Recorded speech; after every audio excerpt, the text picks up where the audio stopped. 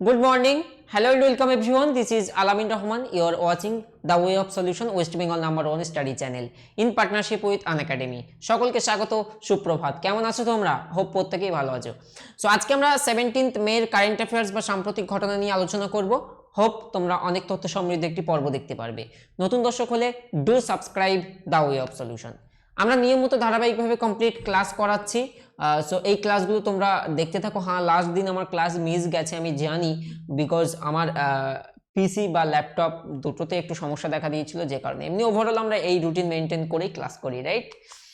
আর আমাদের রেলের পরীক্ষা প্রস্তুতির জন্য চ্যানেল রয়েছে, ইউটিউবে তোমাকে সার্চ করতে হবে TWS একাডেমি। কমপ্লিটলি ফ্রিতে আমরা রেলওয়ের প্রিভিয়াস ইয়ার কোশ্চেনের ওপর থেকে তোমাদেরকে ক্লাস করাচ্ছি। ডু সাবস্ক্রাইব TWS একাডেমি, এটা আমাদেরই চ্যানেল। যাও এবং ক্লাসগুলো দেখো। সো ফার্স্ট কোশ্চেন, খুবই তথ্য সমৃদ্ধ কোশ্চেন। PM কেয়ারস ফান্ডে মোট কত পরিমাণ অর্থ সংগ্রহীত হয়েছে এখনো পর্যন্ত? তোমরা জানো কোভিড-19 মোকাবিলায় আমরা আমাদের দেশের জন্য আমরা PM কেয়ারস ফান্ডে অর্থ জমা করেছিলাম, অর্থাৎ আমরা সবাই সাবমিট করেছিলাম। সো এখানে কিন্তু অফিসিয়াল তথ্যটা প্রকাশিত হয়েছে May 13, 2020, অর্থাৎ পরবর্তীতে যেন এক মাস পরে গিয়ে কেউ এই কারেন্ট অ্যাফেয়ার্সটা না জিজ্ঞেস করে যে PM কেয়ারস ফান্ড এখন অবধি কত টাকা এসেছে। সো এটা এই ডেট পর্যন্ত, ঠিক আছে? সঠিক উত্তর হচ্ছে, অফিসিয়ালি জানিয়েছে, সঠিক উত্তর হচ্ছে 3100 করোড়। ওকে, 3100 করোড় এখনো পর্যন্ত PM কেয়ারস ফান্ডে সংগৃহীত হয়েছে। অ্যান্ড এখানেও প্রধানমন্ত্রীর দপ্তর সূত্রে কিন্তু জানিয়ে দেওয়া হয়েছে যে এই টাকার মধ্যে কোথায় কোথায় ব্যয় করা হচ্ছে। PM care fund trust allocate 3100 crore for fight against COVID-19 out of 3,100 crore, a sum of approximately, অর্থাৎ এই 3100 করোড়ের মধ্যে অ্যাপ্রক্সিমেটলি বলা হচ্ছে 2000 করোড় যেটা কিন্তু ব্যয় করা হচ্ছে পারচেস অফ ভেন্টিলেটরস। 2000 করোড় যেখান থেকে ব্যয় করা হচ্ছে ভেন্টিলেটরের জন্য, অ্যান্ড বাকি রিমেনিং 1000 করোড় কিন্তু যেখানে ব্যয়িত হবে কেয়ার অফ মাইগ্রেন্ট লেবার, যে সমস্ত পরিযায়ী শ্রমিক রয়েছেন তাদেরকে কেয়ার করতে মূলত বাকি 1000 করোড় কিন্তু ব্যয় করা হবে, এমনটাই কিন্তু জানানো হয়েছে। So as on 13th May 2020, so এখানে দেখে নাও ₹100 crore will be given for PM cares fund to support vaccine development, right? So এখান থেকে 100 করোড় কিন্তু প্রদান করা হবে কোথায়? ভ্যাকসিন ডেভেলপমেন্টের জন্য। ক্লিয়ার হয়েছে প্রত্যেকের? Very good. নেক্সট আমরা আসি, প্রতি বছর ইন্টারন্যাশনাল ডে অফ ফ্যামিলিজ, বা যাকে আমরা আন্তর্জাতিক পরিবার দিবস বলতে পারি, কবে পালিত হয় প্রতি বছর? সঠিক উত্তর হচ্ছে 15th of May। Option C is the right answer. 15ই মে কিন্তু পালিত হয়। Every year international day of families is observed on 15 May, right? Next question, WEF World Economic Forum এর রিপোর্ট অনুসারে গ্লোবাল এনার্জি ট্রানজিশন ইন্ডেক্সে ভারতের rank কত? কাদের রিপোর্ট? WEF ওয়ার্ল্ড ইকোনমিক ফোরাম, তাদের রিপোর্ট অনুসারে ভারতের র্যাঙ্ক হচ্ছে 74। According to World Economic Forum annual ranking, India has achieved 74 ranked of this year compared to last year 76 rank on the Global Energy Transition Index. So last year 76 ছিল, বর্তমানে 74। and top 5 এ কারা রয়েছে সেটা আমরা দেখে নেওয়ার চেষ্টা করব। Top 5 countries of the list, প্রথম 5-এ রয়েছে, একদম একে রয়েছে সুইডেন, দেন রয়েছে Switzerland, then Finland, then Denmark, then Norway. এরা রয়েছে প্রথম 5-এ। চলো তাহলে হোমওয়ার্কের কোশ্চেনটা আমরা এখানেই দেখে নিই। ক্লিয়ার? রেডি?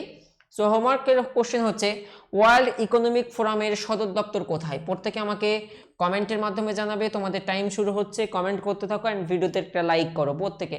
ওয়ার্ল্ড ইকোনমিক ফোরামের সদর দপ্তর বা হেডকোয়ার্টার কোথায়? নেক্সট, কোন রাজ্য সরকার মাটির স্মৃতি প্রকল্প চালু করেছে? কোন রাজ্য সরকার? সঠিক উত্তর হয়ে যাচ্ছে আমাদেরই সরকার, West Bengal government. Option D is the right answer.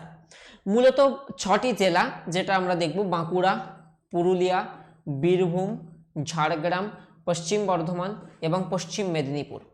So এই সমস্ত বা এই 6টি জেলার মোট 50,000 একর জমিকে এই প্রকল্পের আওতায় আনা হবে। কি এই মাটির সৃষ্টি প্রকল্প?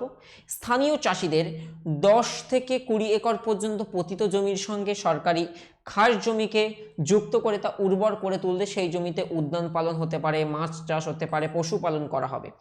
অর্থাৎ পতিত জমি থেকে মূলত চাষযোগ্য জমিতে পরিণত করার লক্ষ্যই কিন্তু এই প্রকল্পের উদ্দেশ্য, মাটির সৃষ্টি। ক্লিয়ার? সো এখানে তুমি দেখে নেওয়ার চেষ্টা করো যে কোন কোন জেলাগুলো রয়েছে আমাদের, মোট 6 ডিস্ট্রিক্ট তুমি দেখতে পাবে। নেক্সট কোশ্চেন, সম্প্রতি গ্র্যামি বিজয়ী গায়ক বেটি রাইট সম্প্রতি প্রয়াত হয়েছেন, তিনি কোন পেশায় যুক্ত? সো বেসিক্যালি এই কোশ্চেনটা আমি গতদিনও তোমাদেরকে দেখিয়েছিলাম, দেখলাম কয়েকজন কমেন্ট করেছিল, তাই আমি আবার রিপিট করেছি এই কোশ্চেনটি। সো অ্যাকচুয়ালি কোশ্চেনের এই অপশানটাই আমার রং ছিল, এই কোশ্চেনের অপশানটা অ্যাকচুয়ালি রং ছিল।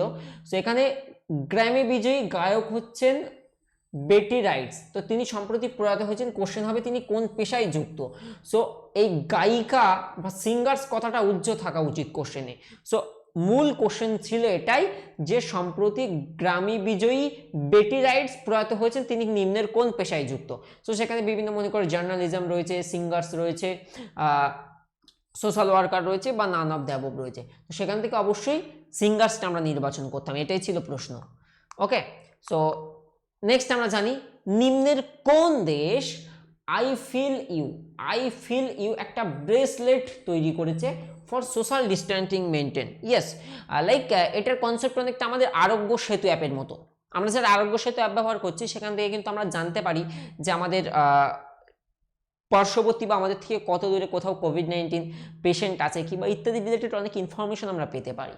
সো মূলত আই ফিল ইউ এই যে ব্রেসলেট তৈরি করা হয়েছে, এটা মূলত সেই রকমই সিস্টেম যেখানে কিন্তু এক একটা ইউজার বা এক একটা সাধারণ মানুষ কিন্তু বুঝতে পারবে যে কতটুকু ডিস্টেন্স তাকে মেনটেন করতে হবে বা তিনি যে এরিয়াতে রয়েছেন সেখানে কোনো কোভিড-19 পেশেন্ট রয়েছে কি, something like that, right?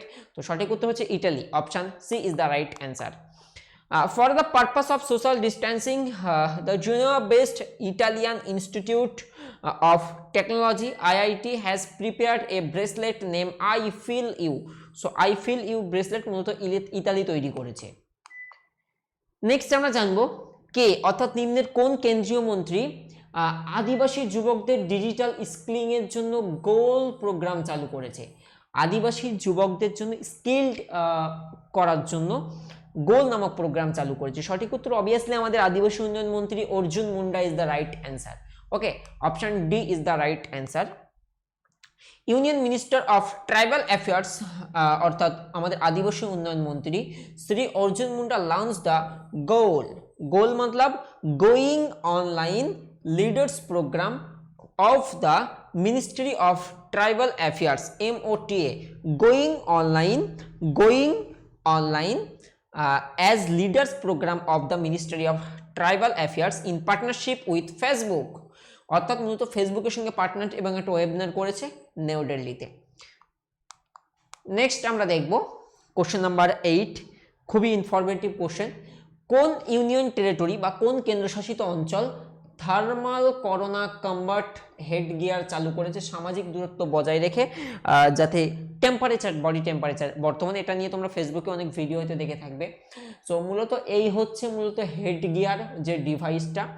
So মানুষের কাছে না গিয়ে কিন্তু মূলত পুলিশ কর্মীরা কিন্তু ডিপি লেখা আছে দেখো, Delhi police.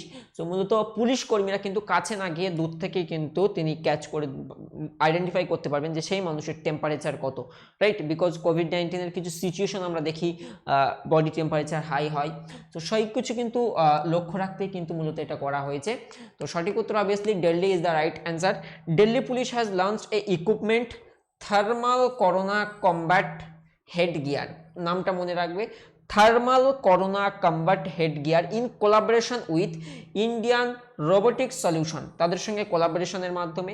This equipment helps police personnel to detect, শনাক্ত করতে সাহায্য করবে পুলিশ পার্সোনেলদের the temperature of a large number of people from a distance of 10 to 15 meters, 10 থেকে 15 মিটার দূরে দাঁড়িয়ে, অর্থাৎ তাদের কাছে না গিয়ে। আলটিমেট তাহলে কি হলো? লোডশেডিং হলো। আলটিমেট তাহলে কি হলো? সোশ্যাল ডিস্টেন্সটা মেনটেন করে কিন্তু social distance AC switch off করে দিন। আলটিমেট তাহলে কি হলো? সোশ্যাল ডিস্টেন্সটা মেনটেন করে কিন্তু এটা টেম্পারেচারটা মেনটেন করা গেল। ওকে, সো নেক্সট আমরা যেটা জানবো, আনএকাডেমি WBPSC তে যুক্ত হওয়ার মাধ্যমে তুমি যে কোনো সরকারি চাকরির পরীক্ষার কোচিং নিতে পারবে আনএকাডেমি WBPSC তে যুক্ত হওয়ার মাধ্যমে। সো এই জন্য তোমাকে অবশ্যই সাবস্ক্রিপশন নিতে হবে আনএকাডেমিতে। ক্লাসের পরে প্রতিটি শিক্ষকের কাছ থেকে তুমি স্টাডি মেটেরিয়াল সংগ্রহ করতে পারবে, যেটাকে আমরা কি বলতে পারি, PDF বলতে পারি, যেটা কিন্তু তুমি প্রত্যেকটি শিক্ষকের থেকে সংগ্রহ করতে পারবে। এছাড়া ডাউট ক্লিয়ারিং ক্লাস পাবে, প্র্যাকটিস সেট এবং টেস্ট সিরিজ, এবং ওভারঅল 50+ এডুকেটরের কাছে তুমি ক্লাস পারবে। সেটা হচ্ছে সবচেয়ে বেস্ট পার্ট, বিকজ আনএকাডেমি তোমাকে দেবে সমস্ত সাবজেক্টের জন্য আলাদা আলাদা ডেডিকেটেড টিচার্স, অর্থাৎ তোমার এক্সামটিকে ক্র্যাক করতে খুব ভালোই কিন্তু সহজ হয়ে যাবে। সো এক্ষেত্রে তোমাদেরকে জেনে রাখা ভালো, আলামিন 9 এই কোডটা তো যদি তোমরা ব্যবহার করো সেক্ষেত্রে তোমরা 10% কিন্তু সাবস্ক্রিপশনের ওপর থেকে ছাড়ও পেয়ে যাবে। সো প্রত্যেকে 3 মাস কিংবা 1 বছরের সাবস্ক্রিপশন নিয়ে নেবে, খুবই স্বল্প মূল্যে তোমরা ঘরে বসে প্রস্তুতি করতে পারবে online live class. Next question, কোন কেন্দ্রীয় মন্ত্রক শিক্ষার্থীদের মানসম্মত শিক্ষা দেওয়ার জন্য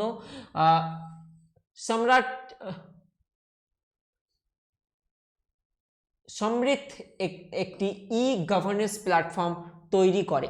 সঠিক উত্তর হয়ে যাবে MHRD, অর্থাৎ ministry of human resource and development, right? So দেখার চেষ্টা করো, the ministry of human resource and development has developed an governance platform, একটা অনলাইন ভিত্তিক একটা প্ল্যাটফর্ম গড়ে তোলার চেষ্টা করছে কেন্দ্রীয় MHRD, ministry of human resource অর্থাৎ মানব সম্পদ উন্নয়ন মন্ত্রক। অ্যান্ড যেটার উদ্দেশ্য থাকছে কি, সমৃদ্ধ এন্টারপ্রাইজেস রিসোর্সেস প্ল্যানিং, ERP তোমরা নাম শুনে থাকবে নিশ্চয়ই, যে এন্টারপ্রাইজ রিসোর্স প্ল্যানিং আন্ডার কোন প্রকল্পের আন্ডারে আসছে? Under national mission of education information and communication technology scheme. So এই স্কিমের আওতায় মূলত MHRD মানোন্নত সম্পন্ন পড়াশোনার জন্য এই গভর্নেন্স প্ল্যাটফর্মটা তৈরি করছে।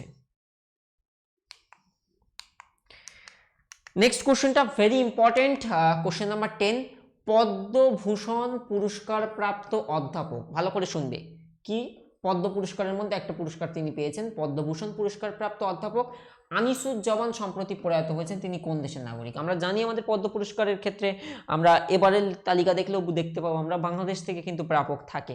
সো ইয়েস, তিনি বাংলাদেশের নাগরিক, right? Option C is the right answer. So আদতে তিনি কলকাতায় জন্মগ্রহণ করেছিলেন। 1937 সালে কলকাতায় জন্ম অধ্যাপক আনিসুজ্জামানের। 1947-এ দেশভাগের সময় তার পরিবার বাংলাদেশে চলে যায়। 2018 সালে তাকে জাতীয় অধ্যাপক হিসেবে নিয়োগ করে বাংলাদেশ সরকার, এবং তিনি ভারত থেকে কিন্তু পদ্মভূষণ পুরস্কারটা পেয়েছিলেন। Hope for the best. তোমরা এখনই যাও ভিডিওর ডেসক্রিপশন একটু কষ্ট করে চেক করো, বা একটু কষ্ট করে ইউটিউবে সার্চ করো রেলওয়ে গ্রুপ ডির জন্য TWS একাডেমি। কথা দিলাম ক্লাসগুলো তোমাকে দেখতে ইচ্ছা হবে, এতটা কথা দিলাম। And do subscribe TWS academy, যেখানে আমরা ফ্রিতে রেলওয়ে গ্রুপ ডির ক্লাস করাচ্ছি, স্টাডি মেটেরিয়ালটাও ফ্রিতে প্রোভাইড করছি। সেক্ষেত্রে তোমাকে সাবস্ক্রাইব করতে হবে, অর্থাৎ আমাদেরই চ্যানেল TWS একাডেমি, আমি এবং ফিরোজ স্যার ক্লাস করাচ্ছি। অ্যান্ড আমাদের ফেসবুক গ্রুপ, যেখানে আমরা সপ্তাহে শনিবার লাইভ করে থাকি, অ্যান্ড অন্যান্য দিন কিন্তু প্রচুর পোস্ট হয়ে থাকে, যেখানে বর্তমানে 30,000-এর বেশি মেম্বার রয়েছে। So do join TWS academy. And আমাদের যেহেতু এত সংখ্যক লাইভ ক্লাস হচ্ছে, তাই অনেক সময় নোটিফিকেশন ইস্যু হয়, সেক্ষেত্রে টেলিগ্রামে তোমরা যুক্ত হয়ে যাবে। টেলিগ্রামে যুক্ত হওয়ার জন্য দ্য ওয়ে অফ সলিউশন লিখে তোমাকে সার্চ করলেই হয়ে যাবে, রাইট? টেলিগ্রাম আমাদের গ্রুপ রয়েছে, যেখানে কিন্তু 15,000-এর মতো মেম্বার রয়েছে। সো আর কিছু নেই, তাহলে আজকে এ পর্যন্ত ছুটি, দেখা হবে পরবর্তী পর্বে। সে পর্যন্ত সকলে ভালো থেকো, সুস্থ থেকো, নিজের খেয়াল রেখো, পরিবারের খেয়াল রেখো, and ready to fight for competitive exam. Thank you so much guys for watching. Go and do subscribe TWS academy. Thank you so much.